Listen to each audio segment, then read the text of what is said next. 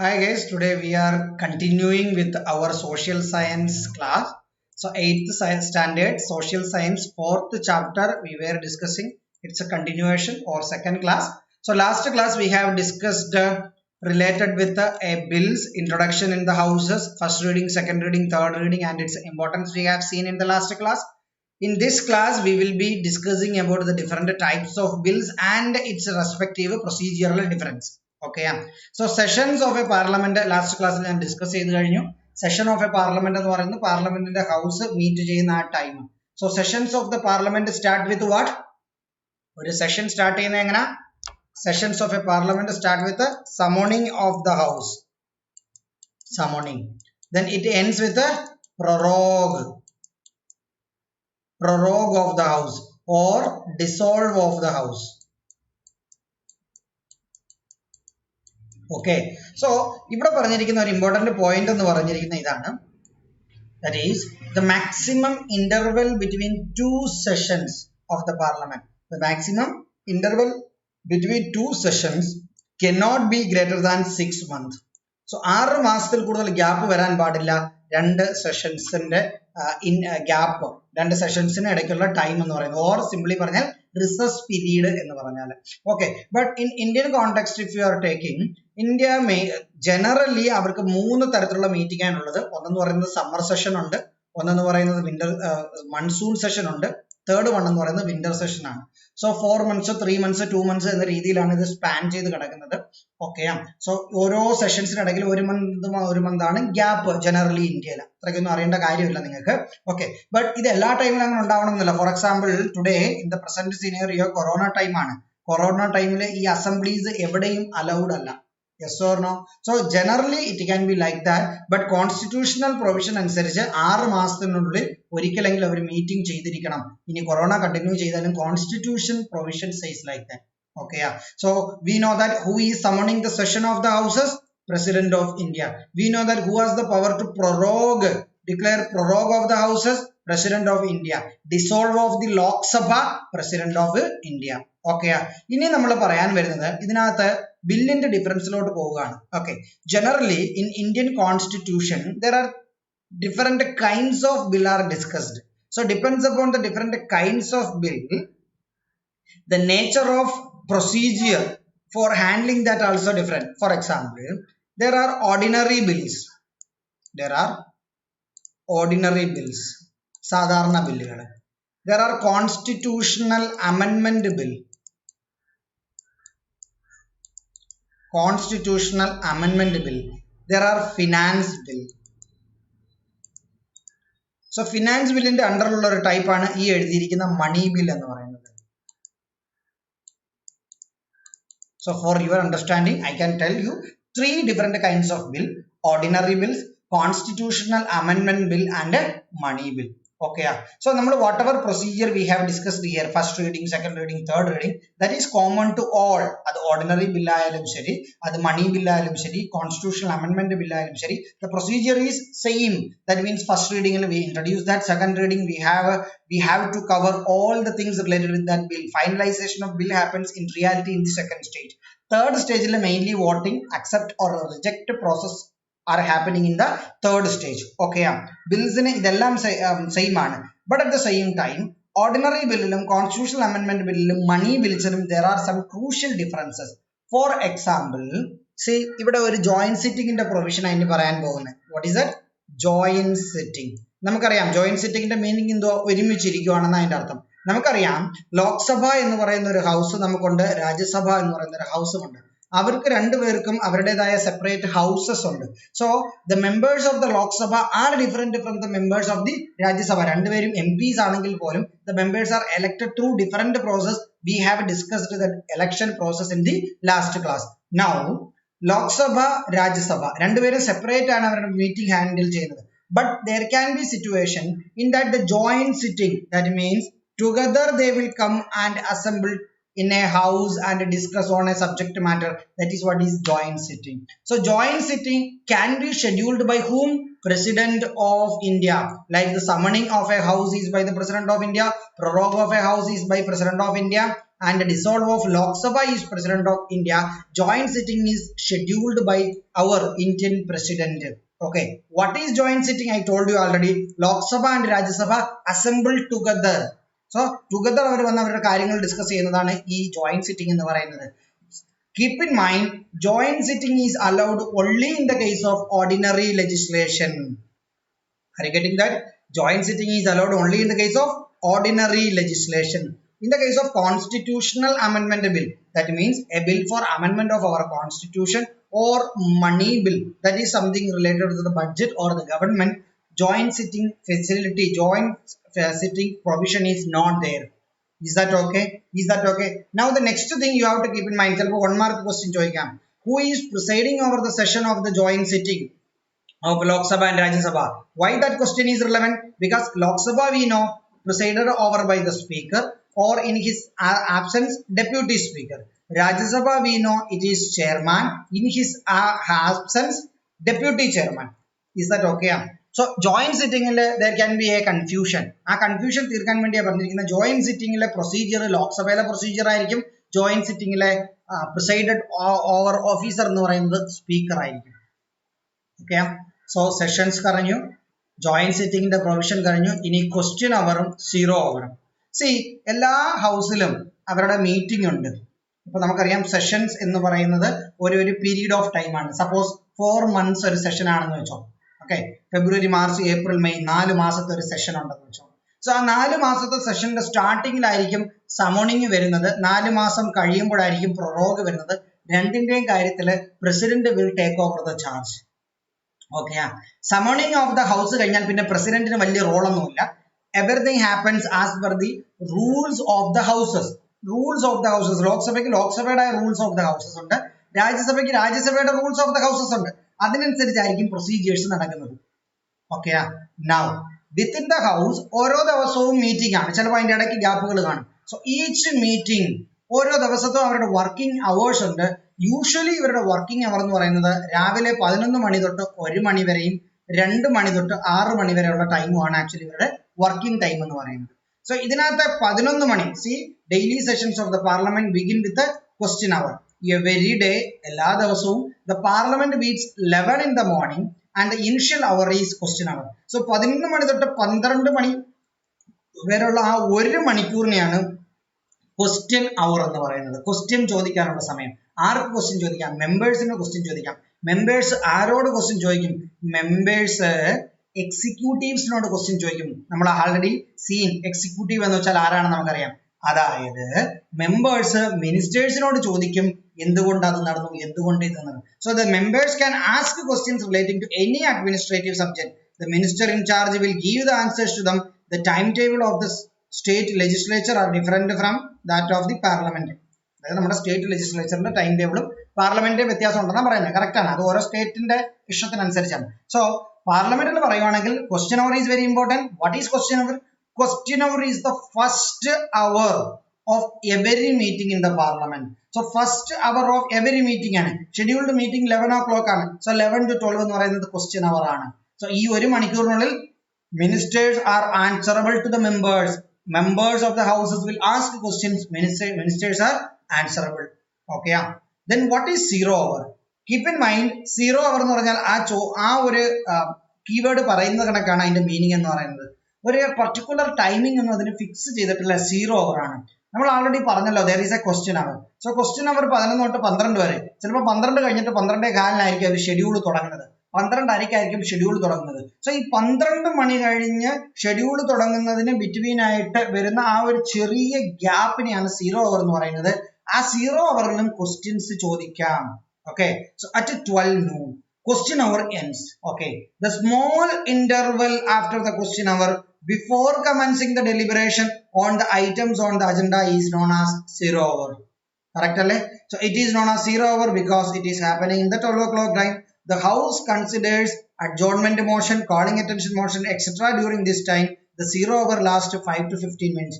10-15 മിനിറ്റിനുള്ളിൽ 0 hourന്റെ പരിപാടി തീരും. Okay, fine, easy. Next നമുക്ക് നോക്കാം money bill. So money bill, something related to the money bill എന്ന് പറഞ്ഞാൽ money എന്ന് വേണമെങ്കിൽ എനിക്ക് പറയാം, or constitutional എനിക്ക് പറയാം article 110 എന്ന് പറയാം. അത് നിങ്ങളുടെ ബുക്കിനകത്തില്ല, അതുകൊണ്ട് നിങ്ങൾ അത് അത്രയ്ക്കൊന്നും പോകേണ്ട കാര്യമില്ല. Okay, constitutional articles are not mentioned in your book, but further ക്ലാസ്സിലോട്ട് പോകുമ്പോൾ അത് കാണും, അപ്പോൾ അത് പഠിക്കാം. So what is a money bill? Money bill, the procedure of passing a money bill is different from the ordinary bill. Yes, we have seen that already. So what is a money bill? A bill relating to the collection of revenue or expenditure from, okay, so collection of revenue into or expenditure from the consolidated fund can be termed as a money bill. So union money bill എന്ന് പറയുന്നത് the collection of revenue into and the expenditure from the consolidated fund of India is termed as money bill. State in a consolidated fund of state. So there are 3 funds. Again, അത് നിങ്ങൾക്ക് അത്രയൊന്നും understanding വേണ്ട. For example, public accounts of India, consolidated fund of India, contingency fund of India, അങ്ങനെ 3 fund ഉണ്ട്. ഇതിനകത്ത് consolidated fund of India യുടെ കാര്യത്തിലാണ് നമ്മൾ മണി ബില്ല് പറയുന്നത്. Article 110 of the Constitution of India, it is there. Okay, the Constitution states that a money bill can be introduced only in the Lok Sabha. What about the ordinary bill? Ordinary bill can be introduced either in Lok Sabha or in Rajya Sabha. Wherever we are introducing the first, that house is called the first house. Wherever it is it is transferred, that house is called as second house. Yes or no? The Constitution says that a money bill can be introduced only in the Lok Sabha. After the bill is passed by the Lok Sabha, it is sent to the Rajya Sabha. Okay, so it is transferred to the Rajya Sabha with a certificate of the speaker that that bill is money bill. So ലോക്സഭയിൽ നിന്ന് മണി bill രാജ്യസഭയിലോട്ട് transfer ചെയ്യുമ്പോൾ അതിൽ കൂടെ ഒരു certificate ഉണ്ടായിരിക്കും from the speaker of the Lok Sabha by certifying that bill is a money bill. Or the question will be, who is the authority to certify a bill as money bill? Prime Minister ആണോ, president ആണോ, speaker ആണോ, chairman ആണോ? Yes, the speaker of the Lok Sabha is the powerful administrative or powerful authority to certify a bill as a money bill. Okay, the Rajya Sabha must return the bill along with or without its recommendations to the Lok Sabha with a period of 14 days. നമ്മൾ കണ്ടു ordinary ബില്ലിന്റെ കാര്യത്തില് 2 houses are equally empowered, രാജ്യസഭയും ലോക്സഭയും. Either you can introduce that in Rajya Sabha or you can introduce in the Lok Sabha. എവിടെ introduce ചെയ്താലും ആ ഹൗസിനെ first house എന്നും second ഹൗസിലോട്ട് നമ്മൾ transfer ചെയ്യും. If there is actually a disagreement between the 2 houses, that is known as if there is a disagreement between 2 houses, that is known as deadlock. So whenever there is a deadlock situation arises, president is authorized to schedule joint sitting. But when we are saying about the money bill, there is no option of joint sitting in the case of money bill. Why? Because Rajya Sabha's power and authorities are limited with respect to money bill. Money bill can be introduced only in the Lok Sabha. It cannot be introduced in the Rajya Sabha. Now, Rajya Sabha cannot amend a money bill. Rajya Sabha can maximum hold the money bill for 14 days. If the Rajya Sabha is not sending back the money bill in 14 days, Lok Sabha considers that money bill is passed by the Rajya Sabha. So there is no situation of deadlock. Yes or no? Yes or no? മനസ്സിലാവുന്നോ നിങ്ങൾക്ക്? ഇനി Rajya Sabha cannot amend the money bill. Maximum they can send some recommendations to the Lok Sabha. That recommendations may accept or may not accept by the Lok Sabha. Whether they accept or not, that is considered as passed by the both the houses. Is that okay? Once it is approved by both the houses, money bill is presented to the president. At that time also, along with that bill, there will be that certificate by the speaker that it is a money bill, because president's authority also limited by the money bill. അത് നിങ്ങൾക്ക് ഇല്ലാത്തത് കൊണ്ട് ഞാൻ പറയുന്നില്ല. Okay. Now other functions of the parliament. പാർലമെന്റിന് control over the executive ഉണ്ട്, അതാണ് ഏറ്റവും ഇമ്പോർട്ടന്റ് ആയിട്ടുള്ള ഫംഗ്ഷൻ. ഇലക്ടറൽ ഫംഗ്ഷൻസ് ഉണ്ട്, നോക്കാം. കോൺസ്റ്റിറ്റ്യൂഷണൽ അമെൻമെന്റ് ഉണ്ട്. സോ ബിൽസ് പലതരത്തിലുണ്ട്, അതിനകത്ത് ഒരെണ്ണമാണ് കോൺസ്റ്റിറ്റ്യൂഷണൽ അമെൻമെന്റ്. നമ്മുടെ കോൺസ്റ്റിറ്റ്യൂഷൻ ഓഫ് ഇന്ത്യ എന്ന് പറയുന്നത് കീപ് ഓൺ അമെൻഡിങ്. സോ 123ാമത്തെ അമെൻമെന്റും ഒക്കെ വളരെ റീസെന്റ് ആയിട്ട് നടന്നായിരുന്നു. Yes or no? So constitution amend ചെയ്യാനുള്ള പവർ പാർലമെന്റിനാണ്. Parliament is the sole authority to amend the constitution through constitutional amendment bill. State legislature has in reality no role over the constitutional amendment. Next, control over the executive. We have seen 0 hour and question hour. So asking questions to the ministers, asking questions to the executive is the job of the parliament and its members. Deliberating various bills and resolution. Okay, karyam executive എന്ന് പറയുന്നത് implementing authority ആണ്, ഒരിക്കലും rule making authority അല്ല. Rule making authority എന്ന് പറഞ്ഞാൽ parliament ആണ്. So parliament ഉണ്ടാക്കുന്ന ബില്ലിനനുസരിച്ചും resolution അനുസരിച്ചും അവരുടെ ആ ഒരു ഡിസ്കഷന് ശേഷം ഉരുത്തിരിഞ്ഞ് വരുന്നതാണ് എക്സിക്യൂട്ടീവിന്റെ പവർ എന്ന് പറയുന്നത്. So parliament can actually discuss over that. Passing or rejecting the non confidence motion. So non confidence motion, confidence എന്ന് പറഞ്ഞാൽ വിശ്വാസം, നോൺ കോൺഫിഡൻസ് മോഷൻ എന്ന് വെച്ചാൽ വിശ്വാസം ഇല്ലാത്തുള്ള വോട്ട്. ഓക്കെ, ഓർ നിങ്ങൾ മലയാളത്തിൽ കേട്ട് കാണും വിശ്വാസ വോട്ട് തേടുന്നു, വിശ്വാസ വോട്ട് തേടുന്നു എന്ന്. അതെന്താണെന്ന് വെച്ചാൽ എപ്പോഴും ഒരു ജനറൽ ഇലക്ഷൻ കഴിഞ്ഞാൽ ആ സ്റ്റേറ്റിൽ പുതിയൊരു മിനിസ്ട്രി വരും. ആ ഒരു ഗവൺമെന്റ്, ഒരു സെൻട്രലിലാണെങ്കിലും പുതിയൊരു മിനിസ്ട്രി വരും. ആ മിനിസ്ട്രി വരുമ്പോൾ ലാർജസ്റ്റ് മെജോറിറ്റി ഉള്ള പാർട്ടിയാണ് ആക്ച്വലി നമ്മളുടെ പ്രസിഡന്റ് അല്ലെങ്കിൽ സ്റ്റേറ്റ് ലെവലിൽ ഗവർണർ ഇൻവൈറ്റ് ചെയ്യുന്നത്. എന്തിന്? ഗവൺമെന്റ് ഫോം ചെയ്യാൻ. ഗവൺമെന്റ് ഫോം ചെയ്ത് കഴിഞ്ഞാൽ വിശ്വാസ വോട്ട് തേടണം. ഏതിന്റെ? പാർലമെന്റിന്റെ യൂണിയൻ ലെവലില്, സ്റ്റേറ്റ് ലെജിസ്ലേച്ചറിൽ. സോ യൂണിയൻ ലെവലിലെ കാര്യം പറയുകയാണെങ്കിൽ പാർലമെന്റിന്റെ വിശ്വാസ വോട്ട്, അതായത് പാർലമെന്റിന്റെ കോൺഫിഡൻസ് കിട്ടുവാണെങ്കിൽ മാത്രമേ that government can continue. Many times you must have seen in the newspaper, supreme കോർട്ടോ ഹൈക്കോർട്ടോ പറയും within this days നിങ്ങൾ വിശ്വാസ വോട്ട് തേടണം. വളരെ റീസെന്റ് ആയിട്ട് പറയണമെങ്കിൽ സ്റ്റേറ്റ് ലെവലിൽ നമുക്കൊരു എക്സാമ്പിൾ ഉണ്ട്, മഹാരാഷ്ട്ര. മഹാരാഷ്ട്രയിൽ ഇപ്പോ ഇരിക്കുന്ന പാർട്ടി ഏതാ? അറിയാമോ ആർക്കെങ്കിലും? കോൺഗ്രസും വേറൊരു പാർട്ടിയും. ഏതാത്? ശിവസേനയും കോൺഗ്രസും കൂടെ ഉള്ള ഒരു അലയൻസ് ആണ് ഇപ്പൊ മഹാരാഷ്ട്രയിൽ ഇരിക്കുന്നത്. അതിന് തൊട്ട് മുമ്പ് ഇലക്ഷൻ കഴിഞ്ഞപ്പോ കമ്പാരിറ്റീവ്ലി മേജർ വോട്ട്സ് ഉള്ളത്, മേജർ സീറ്റ് ഷെയർ ഉള്ളത് ശിവസേനയ്ക്കായിരുന്നു. മേജർ സീറ്റ് ഷെയർ ഉള്ളത് BJP-ക്കായിരുന്നു. പക്ഷെ BJP-ക്ക് ഒരിക്കലും മെജോറിറ്റി റീച്ച് അല്ലായിരുന്നു. ബട്ട് കൊയലിഷൻ ഗവൺമെന്റ് ശിവസേനയുടെയും കോൺഗ്രസും കൂടെ ചേർന്ന് നിന്നപ്പോ അവര് ആ 50% മാർക്ക് ക്രോസ് ചെയ്ത് അവർക്ക് മെജോറിറ്റി കിട്ടി. പക്ഷേ BJP-ക്ക് ഏറ്റവും കൂടുതൽ സീറ്റ് ഉണ്ട് എന്ന രീതിയിൽ അവരൊരു പൊളിറ്റിക്കൽ ഗെയിം നടത്തി അവരെ അപ്പോയിന്റ് ചെയ്തു. BJP ഗവൺമെന്റിനെ അവിടുത്തെ ഗവർണർ അപ്പോയിന്റ് ചെയ്തു മിനിസ്റ്ററായിട്ട്. പക്ഷേ അവര് വിശ്വാസ വോട്ട് തേടുന്നതിൽ നിന്നും ആടിക്കളിച്ചു. At the end court set ചെയ്തു, ഇത്ര ദിവസത്തിനുള്ളിൽ നിങ്ങൾ ഉടനെ വിശ്വാസ വോട്ട് തേടിയിരിക്കണമെന്ന് പറഞ്ഞപ്പോൾ ഉടനെ അവർ റിസൈൻ ചെയ്തു പോയി. കാര്യം അവർക്കറിയാം ഹൗസിന്റെ കോൺഫിഡൻസ്, ഹൗസിന്റെ വിശ്വാസം നേടാൻ പറ്റത്തില്ല. അതിനുശേഷം ശിവസേന കോൺഗ്രസ് പാർട്ടി വന്നു. They have actually cleared in the confidence motion. So confidence motion decides whether that party in the power can continue or not. Okay, now next is electoral functions. So electoral function എന്ന് പറയുന്നത് parliamentary മെമ്പേഴ്സിനെ, അതായത് രാജ്യസഭയും ലോക്സഭയും participate in 2 elections. One is president and the vice president election. വരുന്ന ക്ലാസ്സുകളിൽ we will be studying about how that election is being conducted there. Okay. Now comes to the state legislature. In India, there are state legislature in all the state. Correct? They make laws on the subjects that come under the state government. In majority of the states, state legislature has only one house. So എവിടാണോ ഒരു house ഉള്ളത് അതിനെ യൂണികാമറൽ എന്നും, എവിടാണോ 2 house ഉള്ളത് അതിനെ ബൈകാമറൽ എന്ന് പറയും. ഇന്ത്യയിൽ നോക്കാം. So states having bicameral legislature. ശ്രദ്ധിച്ചോണം, ഇന്ത്യയിൽ മൊത്തത്തിൽ 29 സ്റ്റേറ്റ് ഉണ്ട് ഇപ്പം, തെലങ്കാന ഉൾപ്പെടെ. സോ ഇന്ത്യയിൽ മെജോറിറ്റി സ്റ്റേറ്റിനും യൂണികാമറൽ സിസ്റ്റം ആണുള്ളത്. പക്ഷെ വളരെ ചുരുക്കം വിരലിലെണ്ണാവുന്ന സ്റ്റേറ്റുകൾക്ക് മാത്രം ബൈകാമറൽ സിസ്റ്റം ഉണ്ട്. ഓക്കെ, സോ ഈ ബുക്ക് നമുക്ക് നോക്കാം എന്തുകൊണ്ടാണ് എഴുതിയേക്കുന്നതെന്ന്. Bihar, Uttar Pradesh, Maharashtra, Karnataka, Jammu and Kashmir, Andhra Pradesh, Telangana have bicameral legislature. ഇതിനകത്ത് വളരെ ഒരു മൈന്യൂട്ട് ചേഞ്ച് ഉണ്ട്. ജമ്മു ആൻഡ് കാശ്മീർ ഇപ്പോൾ ഇല്ല. ഇന്ന് ഞാൻ ക്ലാസ് എടുക്കുന്നത് മെയ് മാസം 2020 ആണ് ക്ലാസ് എടുക്കുന്നത്. സോ മെയ് മന്ത് 2020 അനുസരിച്ച് Jammu and Kashmir is having only 1 house. Okay, so അതായത് 6 സ്റ്റേറ്റിന് മാത്രമേ ഇന്ത്യയിൽ ബൈകാമറൽ ലെജിസ്ലേച്ചർ ഉള്ളൂ. Is that okay? So 2 house ഉണ്ടെങ്കിൽ നമ്മൾ യൂണിയൻ ലെവലിൽ എന്തോ പറയും, രാജ്യസഭ എന്നും പറയും, ലോക്സഭ എന്നും പറയും. അതുപോലെ സ്റ്റേറ്റ് ലെവലിൽ വന്നാൽ ലെജിസ്ലേറ്റീവ് അസംബ്ലി എന്നും പറയും, ലെജിസ്ലേറ്റീവ് കൗൺസിൽ എന്നും പറയും. ലെജിസ്ലേറ്റീവ് അസംബ്ലി ഈ similar to Lok Sabha, legislative council ഈ similar to Rajya Sabha. Okay, so Jammu and കാശ്മീരിൽ 6 എണ്ണേ ഉള്ളൂ. ഓർത്തിരിക്കാൻ വളരെ ഈസിയാണ്.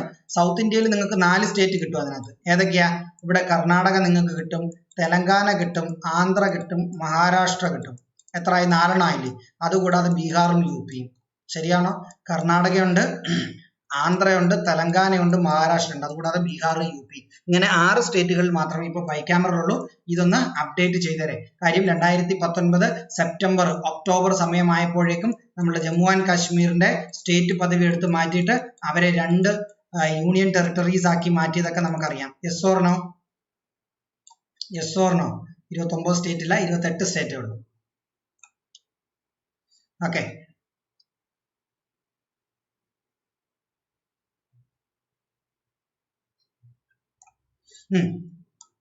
അടുത്ത പേജ് നോക്കാം. Executive. So we have discussed about the legislature.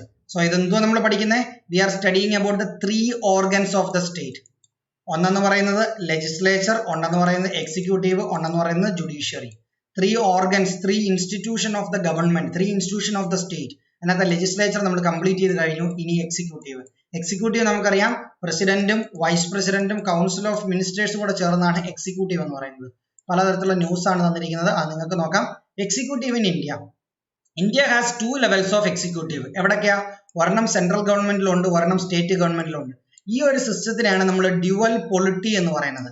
Again നിങ്ങളുടെ സ്കൂൾ ലെവലിൽ അത് ആവശ്യമില്ല, പക്ഷെ ഓർത്തിരുന്നോ, ഇന്ത്യയിൽ ഡ്യുവൽ POLITY, ഡ്യുവൽ പൊളിറ്റി എന്നാ പറയുന്നത്. സെൻട്രലിൽ നമുക്കൊരു മിനിസ്റ്ററും കാണും, സ്റ്റേറ്റിൽ നമുക്കൊരു മിനിസ്ട്രിയും കാണും. Central executive consists of president, vice president, central ministers and bureaucracy. President and the ministers are elected and they are political executive. Presidentum ministers ശരിയാണ്, elected ആണ്.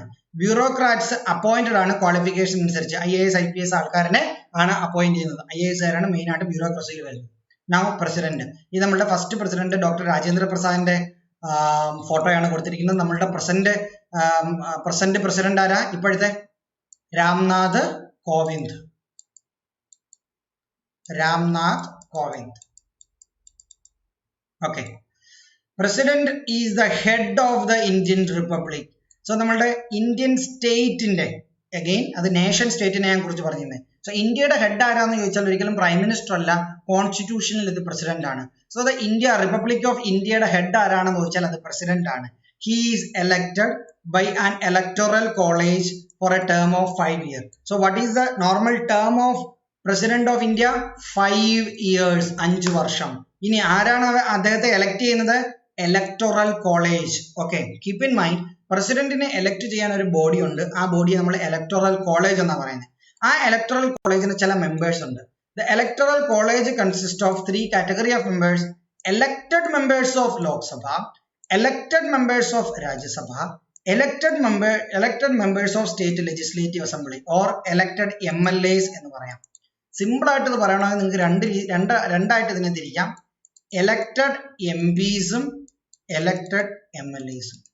So elected MPs എന്ന് പറഞ്ഞാൽ elected MPs of Lok Sabha, elected MPs of Rajya Sabha, then elected MLAs. Okay, നമുക്കറിയാം ലോക്സഭയിൽ 2 പേരാണ് nomination, രാജ്യസഭയിൽ 12 പേരാണ് nomination. Nominated members are not participating in the election of president. Okay, what are the qualifications for the president? President should be a citizen of India, 35 years of age, and he should be qualified to be a member of the Lok Sabha. Keep in mind, only the qualification is sufficient. President cannot become a member of Lok Sabha. ഇപ്പൊ vice പ്രസിഡന്റിന്റെ പഠിക്കുമ്പോൾ നിങ്ങൾ similar provision തന്നെ vice president പഠിക്കുന്നത്. Vice പ്രസിഡന്റിന്റെ ഞാൻ അതുകൂടെ ഇപ്പോൾ പറഞ്ഞിട്ട് പോകാം. സോ വൈസ് പ്രസിഡന്റിന്റെ ഇലക്ഷന് there is also an electoral college for election of vice president of India. ഇപ്പോഴത്തെ വൈസ് പ്രസിഡന്റ് ആരാ? വെങ്കയ്യ നായിഡു. സോ അതിന് പാർട്ടിസിപ്പേറ്റ് ചെയ്യുന്നത് only MPs. So all the MPs participating, അതായത് elected and nominated members of Lok Sabha, elected and nominated members of Rajya Sabha participating in the election of vice president. So vice president election എല്ലാ MPസും participate ചെയ്യുന്നു, MLAs participate ചെയ്യുന്നില്ല. ഓക്കെയാ. ഇനി ഇതിനകത്ത് ഒരു ചെറിയ missing ഉണ്ട് ഇവരുടെ ഈ പോയിന്റിൽ. Elected members of state legislative assembly മാത്രമല്ല, elected members of legislative assemblies എന്ന് പറയാം. കാര്യം സ്റ്റേറ്റ് മാത്രമല്ല, ചില യൂണിയൻ ടെറിട്ടറീസിന് നമുക്കുണ്ട് ഏത് legislative assembly. For example Delhi, Puducherry, Pondicherry ഇല്ലേ, പുതുച്ചേരി. സോ ഡൽഹി പുതുച്ചേരിയിലും ഉണ്ട് MLAs. അവിടുത്തെയും elected MLAs participating in this. Is that okay? So elected MLAs of elected MLAs of state and union territories having legislative assembly. Okay. ഇപ്പോൾ Jammu and Kashmir form ചെയ്തതിൽ Jammu and Kashmir എന്ന് പറയുന്ന union ടെറിട്ടറിക്കും assembly ഉണ്ട്, MLA ഉണ്ട്, പക്ഷെ അത് ഇതുവരെ റിയലൈസ് ആയിട്ടില്ല. അപ്പൊ അന്നേരം ജമ്മു ആൻഡ് കാശ്മീരും വരും ഇവിടെ. So keep in mind. Okay. Now so പ്രസിഡന്റിന്റെ ഇലക്ടറൽ കോളേജ് നിങ്ങൾക്ക് മനസ്സിലായല്ലോ. വൈസ് പ്രസിഡന്റ് ഇലക്ടറൽ കോളേജ് മനസ്സിലായോ? ഒരേ ഒരു കാര്യമുള്ളൂ, വൈസ് പ്രസിഡന്റ് ഇലക്ടറൽ കോളേജിൽ ഈ എലക്ടഡ് നിങ്ങൾക്ക് വേണ്ട, members of Lok Sabha and Rajya Sabha എന്ന് എഴുതിയാൽ മതി വൈസ് പ്രസിഡന്റ്. ഇനി ക്വാളിഫിക്കേഷൻ ഓഫ് വൈസ് പ്രസിഡന്റ് ആണെങ്കിൽ സെയിം ആണ്. He must be a member of he must be A citizen of India. He must have completed 35 years of age, അതായത് 35 വയസ്സായിരിക്കണം, Indian citizen ആയിരിക്കണം. ഇനി qualified to be a member of Rajya Sabha. So vice president കാര്യത്തിൽ vice president should possess the qualification to be a member of Rajya Sabha. President should be qualified to become a member of Lok Sabha. Keep in mind, vice president also, president also not a member of Lok Sabha or Rajya Sabha. They are not possessing membership in any house. Underline that and keep it. All the executive power of the central government vested in the President of India, but he performs all these functions with the support of advice of the Council of Ministers. Simple ആയിട്ട് പറഞ്ഞാൽ നമ്മൾ നേരത്തെ പറഞ്ഞു republic of ഇന്ത്യയുടെ head ആരാണ്? President ആണ്. അതിനെ പലതരത്തിൽ നമ്മൾ പറയും, ഞാൻ പറഞ്ഞോളാം, നിങ്ങൾ കേട്ടോ, നിങ്ങൾക്ക് വേണമെന്നത് മാത്രം പഠിച്ചാൽ മതി. One is de jure, de facto. So de jure means by statute or by constitutionally, de jure head of the central government or de jure head of the central government or de jure head of the union government is president. De facto means in reality who is the head? Prime Minister. Is that okay? Is that okay? Who is the constitutional head of the union government? President. Who is the real head of union government? Prime Minister. All the executive actions of the union government, all the executive actions of the union government are taken in the name of president. All the executive actions of the union government are taken in the name of president, and the president for all his executive powers, constitutionally for all his executive powers, he is obliged by the, or he needs to follow the aid and advice of Council of Ministers headed by Prime Minister. മനസ്സിലായോ? So simple ആയിട്ട് പറയണമെങ്കിൽ council of ministers headed by prime minister. Council of ministers അതായത് നമ്മുടെ central ministry headed by prime minister. Aid and advise president for his all executive decisions. So president ന്റെ പേര് മാത്രമേ ഉള്ളെന്ന് പറയാം. That's why sometimes we say president is just a rubber stamp, no real power. Okay. So functions of the president: appointment of prime minister and the other ministers, appointment of chief justice and judges of Supreme Court and High Court, nominate 12 members Rajya Sabha, 2 members Lok Sabha, act as the supreme commander of armed forces. He is the executive head, constitutionally executive head. He gives his assent to a bill passed by the parliament. അദ്ദേഹത്തിന്റെ ഒപ്പ് വേണം. He declares the emergency in the country if needed. നമുക്ക് പലതരത്തിലുള്ള emergency declare ചെയ്യാൻ പറ്റും whenever the situation is there. For example, national emergency, state emergency, financial emergency. So ഇങ്ങനെയുള്ള emergency declare ചെയ്യുമ്പോൾ central ഗവൺമെന്റിന് ഒരുപാട് പവർ കാണും. ഓക്കെ. സോ ഈ എമർജൻസിയും ഡിക്ലെയർ ചെയ്യുന്ന ആരാ? പ്രസിഡന്റ് ആണ്. Take decisions on Mercy petition. നമ്മളുടെ ദയാഹർജി ഇല്ലേ, അതിനകത്തൊക്കെ അദ്ദേഹം ഡിസിഷൻ എടുക്കുന്നു. ഓക്കെ. ഇത് കൂടാതെ ഒരുപാട് പവേഴ്സ് ഉണ്ട്. ഇത്രയും നിങ്ങൾ അറിഞ്ഞാൽ മതി. ഇനി വൈസ് പ്രസിഡന്റ്, നമ്മുടെ ആദ്യത്തെ വൈസ് പ്രസിഡന്റ് ആയിരുന്നു ഡോക്ടർ എസ് രാധാകൃഷ്ണൻ. ഇപ്പോഴത്തെ വൈസ് പ്രസിഡന്റ് ആരാ? Venkaiah Naidu. Besides the president, India has vice president as well. Vice president is also elected by an electoral college. ശ്രദ്ധിച്ചോണം, electoral college of president and the vice president is different. The members of Lok Sabha and the Rajya Sabha are members of this electoral college. Members of Lok Sabha and Rajya Sabha. Here also 5 years is the term. Functions of the vice president: performs the functions of the president in his absence okay, പ്രസിഡന്റിന്റെ post vacant ആണെങ്കിലോ അദ്ദേഹം ഇല്ലെങ്കിലോ vice president ആണ് വന്ന് ആ കാര്യങ്ങൾ handle ചെയ്യുന്നത്.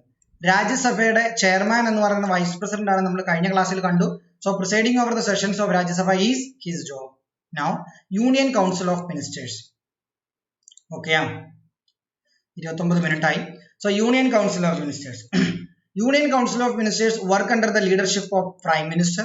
All the functions vested in the President are really exercised by the Council of Ministers, which consist of Cabinet Ministers, Minister of State rank and Deputy Ministers. So Prime Minister, Cabinet Minister, Minister of State, Deputy Ministers ഉണ്ടെങ്കിൽ അവിടെ.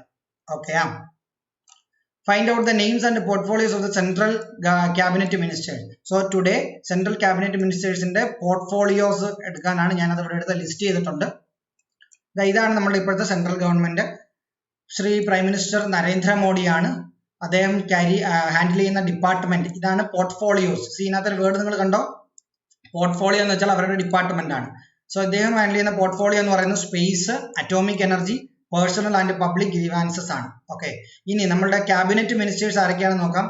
ശ്രീ രാജ്നാഥ് സിംഗ് ആണ് minister of defence, Amit Shaji ആണ് home minister, Nitin ഗഡ്കരിയാണ് റോഡും ട്രാൻസ്പോർട്ടും, Ministry of Micro, Small and Medium Industries or Enterprises. Sadananda ഗൗഡയാണ് chemical and ഫെർട്ടിലൈസേഴ്സിന്റെ, Nirmala സീതാരാമനാണ് ഫിനാൻസും corporate അഫയേഴ്സും, Ramvilas പസ്വാനാണ് consumer അഫയേഴ്സും food and public ഡിസ്ട്രിബ്യൂഷനും. Okay, Narendra Singh തോമറാണ് agriculture, rural development, Panchayati Raj, Ravishankar Prasad ആണ് law and ജസ്റ്റിസും കമ്മ്യൂണിക്കേഷനും electronics and information technology. Okay, so ഇങ്ങനെയുള്ള പേരുകൾ നിങ്ങൾക്ക് നോക്കാം. അത് കഴിഞ്ഞാൽ minister of state independent charge ഉള്ളവർ, ഇനി minister of state dependent charge ഉള്ളത്, മറ്റവരുമായിട്ട് അസോസിയേറ്റ് ചെയ്ത് നിൽക്കുന്ന ആൾക്കാരൊക്കെയാണ് ഇത്. ഓക്കെ, സോ ഇതാണ് സെൻട്രൽ മിനിസ്ട്രി എന്ന് പറയുന്നത്. Here is a task for you. Now next, functions of prime minister. The leader of majority party or a coalition, coalition എന്ന് വെച്ചാൽ ഞാൻ പറഞ്ഞു കൂട്ട് കക്ഷിയാണ്, in the Lok Sabha is appointed as the prime minister. He has extensive powers and functions. He can influence all the important decisions of the central government. So these are the some functions of Prime Minister. Act as the leader of Lok Sabha if he is a member of the Lok Sabha, presides over the meeting of the cabinet, coordinate the functions of Council of Ministers, informs the President of the decision taken by the cabinet. Okay, Anna? So President in inform ചെയ്തുകൊണ്ടിരിക്കണം ക്യാബിനറ്റിന്റെ decision എടുത്തെന്ന്. Related with executive also പുതിയ legislation അവരെന്തെങ്കിലും introduce ചെയ്യാൻ പറ്റുന്നെങ്കിൽ അങ്ങനെ. Okay, state executive. The head of the state executive is the governor. Chief minister and his cabinet act as the real executive. മറ്റുള്ള provisions ഈ പ്രൊവിഷൻസുമായിട്ട് സിമിലർ ആണ്. ഇനി പറയാനുള്ളത് ജുഡീഷ്യറി ആണ്. സെൻട്രൽ ഗവൺമെന്റിൽ നോക്കുകയാണെങ്കിൽ നമുക്ക് സുപ്രീം കോർട്ട് ഉണ്ട് ജുഡീഷ്യറി ആയിട്ട്, സ്റ്റേറ്റ് ലെവലിൽ ഹൈക്കോർട്ട് ഉണ്ട്, ഡിസ്ട്രിക്ട് കോർട്സ് ഉണ്ട്, sub courts, municipal trial courts ഒക്കെ ഉണ്ട് നമുക്ക്. ഓക്കെ, അവരുടെ ഫംഗ്ഷൻ എന്തുവാന്ന് നോക്കാം. നിങ്ങൾക്ക് എല്ലാവർക്കും അറിയാം, അതുകൊണ്ട് എളുപ്പം ഒത്തിരി നീങ്ങാം. There may arise dispute between individuals and the government, between central government and the state government, between state governments. So judiciary ആണ് ഈ disputes എല്ലാം റിസോൾവ് ചെയ്യുന്നത്. By punishing the guilt, protecting the innocent, court implement justice. So implementing justice is the duty of judiciary. It is a judiciary which interpret the laws passed by the legislature. So interpretation of law is the job of judiciary. Judiciary chief justice HJ Kania. So ഇദ്ദേഹമാണ് ആദ്യത്തെ chief justice, first chief justice എന്ന് പറയുന്നത്. ഇപ്പോഴത്തെ chief justice ആരാ? അരവിന്ദ് ബോബ്ഡെ. അരവിന്ദ് ബോബ്ഡെ. ഞാൻ വിട്ടുപോയ കുറച്ച് പേരുകളും കൂടെ ഞാൻ പറയട്ടെ. Arvind Bobde. So chief justice of India as of today May 2020 is Arvind Bobde ആണ്. ഇനി നമുക്ക് പറയാനുള്ളത്, പ്രസിഡന്റിന്റെ പേര് ഞാൻ പറഞ്ഞു രാംനാഥ് കോവിന്ദ്. വൈസ് പ്രസിഡന്റ് പേര് ഞാൻ പറഞ്ഞു വെങ്കയ്യ നായിഡു. നമ്മളുടെ സ്പീക്കർ ഓഫ് ലോക്സഭ, ലോക്സഭയ്ക്ക് ഒരു സ്പീക്കർ ഉണ്ട്, ലോക്സഭയുടെ സ്പീക്കറാണ് ഓം ബിർള. ലോക്സഭയ്ക്ക് ഒരു ഡെപ്യൂട്ടി സ്പീക്കർ വേണം, but as of now deputy speaker select ചെയ്തിട്ടില്ല. ഇപ്പൊ ഏകദേശം ഒരു വർഷത്തോളം കഴിഞ്ഞിട്ടും എലക്ട് ചെയ്തിട്ടില്ല. ഇപ്പൊ ഏകദേശം ഒരു വർഷം കഴിഞ്ഞു നമ്മുടെ 17th ലോക്സഭ കോൺസ്റ്റിറ്റ്യൂട്ട് ചെയ്തിട്ട്. ഇപ്പോ നമ്മുടെ ലോക്സഭ എന്ന് പറയുന്നത് 17th ലോക്സഭയാണ്, ശരിയല്ലേ? നമ്മളെ സ്റ്റേറ്റ് ലെജിസ്ലേച്ചർ അല്ലേ കേരളത്തിലെ, അത് എത്രാമത്തെ ലെജിസ്ലേറ്റീവ് അസംബ്ലി എന്ന് അറിയാമോ?